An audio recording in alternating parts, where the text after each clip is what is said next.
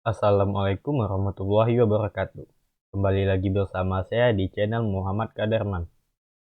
Di sini saya akan membahas tentang aturan rujukan karya tulis. Aturan rujukan karya tulis ini berfungsi untuk menghindarkan kita dari plagiarisme. Apa itu plagiarisme?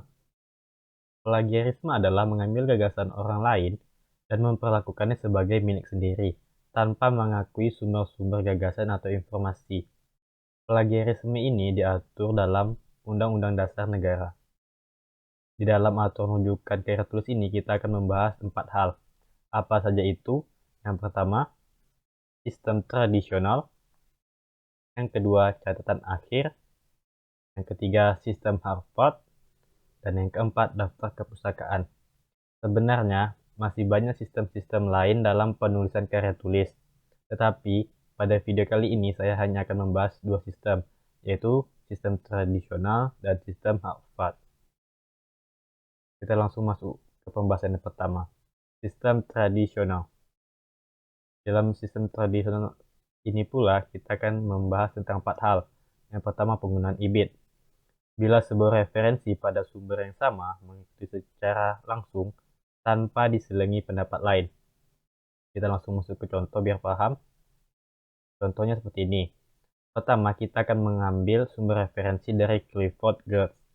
Selanjutnya, referensi kedua, kita akan mengambil sumber referensi dari Clifford juga. Dan yang sama juga. Kita tidak perlu menulis ulang, kita hanya perlu menulis IBIT di referensi kedua. Yang kedua, penggunaan objek. Referensi dari sebuah buku tidak mengikuti secara langsung dan telah diselingi oleh pendapat lain. Contohnya seperti ini. Sumber referensi pertama kita ambil dari Clifford. Yang kedua, kita telah mengambil referensi dari Carol Peterman.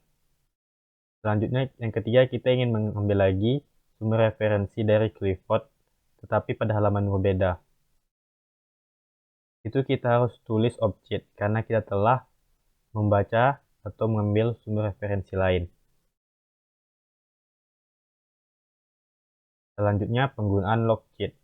Referensi dari sebuah buku tidak mengikuti secara langsung, telah diselingi pendapat lain dan pada halaman yang sama. Contohnya seperti ini. Sumber referensi pertama kita ambil dari Carol Peterman, yang kedua dari Clifford. Yang sumber referensi ketiga ini, kita ingin mengambil lagi dari Carol Peterman pada halaman yang sama.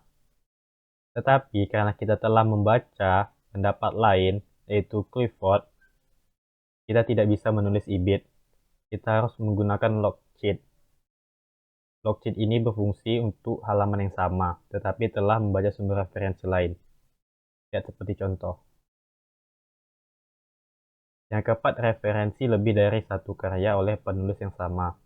Dalam kasus ini, referensi kedua dan selanjutnya untuk karya-karya yang berbeda dari penulis yang sama harus diidentifikasikan dengan nama penulis, judul ringkasan karyanya, dan nomor halaman.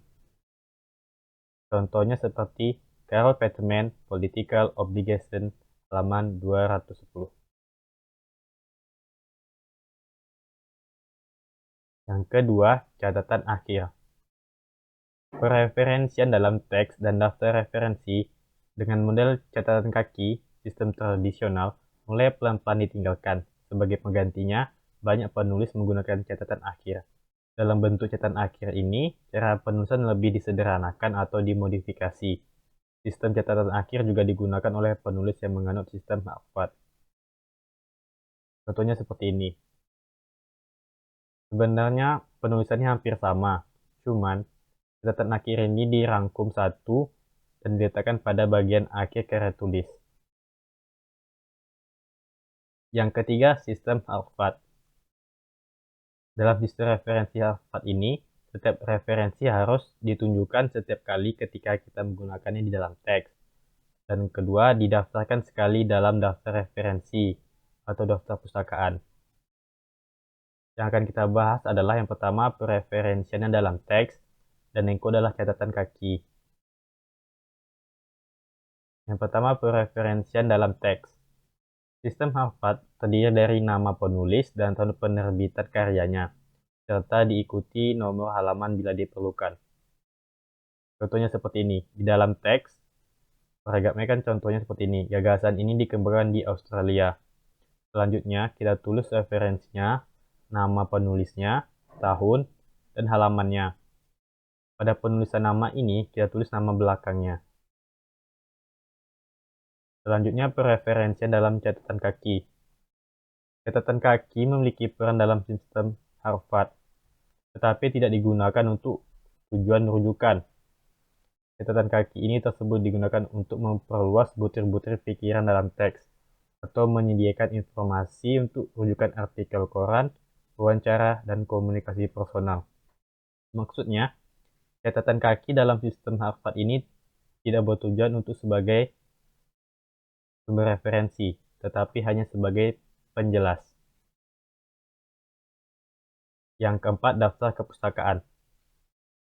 Di dalam daftar kepustakaan ini, kita akan membahas tentang 4 hal. Yang pertama, daftar pustaka dari buku. Aturannya, yang pertama kita tulis nama penulisnya, tahun bukunya, judulnya, itu kita tulis dengan huruf miring, kotanya, dan penerbitnya. Contoh, namanya Hermina Sutami. Itu nama belakang yang kita tulis terlebih dahulu. Sutami Hermina. Pada tahun 2004, judulnya Ungkapan Fatis. Itu ditulis dalam huruf miring. Dalam pelbagai bahasa.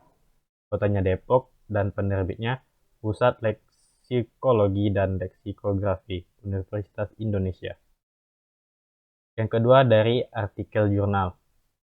Aturannya adalah kita tulis namanya, tahunnya, judul artikel, judul jurnalnya itu kita tulis miring, kita tulis volumenya, isunya, dan halamannya. Contohnya seperti ini. Uang Victoria, John V. Tucker, dan Tese Eril. Tahun 2011, judul artikelnya On Basic Technology for Creating and Maintaining Human Relationship. Dan judul jurnalnya itu ditulis dengan huruf miring. Technology in Society. Volumenya, isunya, dan halamannya. Selanjutnya daftar kepustakaan. Dari majalah. Aturannya itu kita tulis nama, tahun, judul artikel, judul majalahnya itu kita tulis dengan huruf miring, hari dan bulan, selanjutnya baru halamannya. Contohnya seperti ini. Dan yang terakhir itu dari publikasi elektronik. Ini bisa seperti jurnal elektronik. Aturannya yang pertama kita tulis namanya, tahunnya, judul artikelnya, judul jurnalnya dalam huruf miring, volume, jumlah halaman, tanggal diakses, dan alamat webnya. Contohnya seperti ini.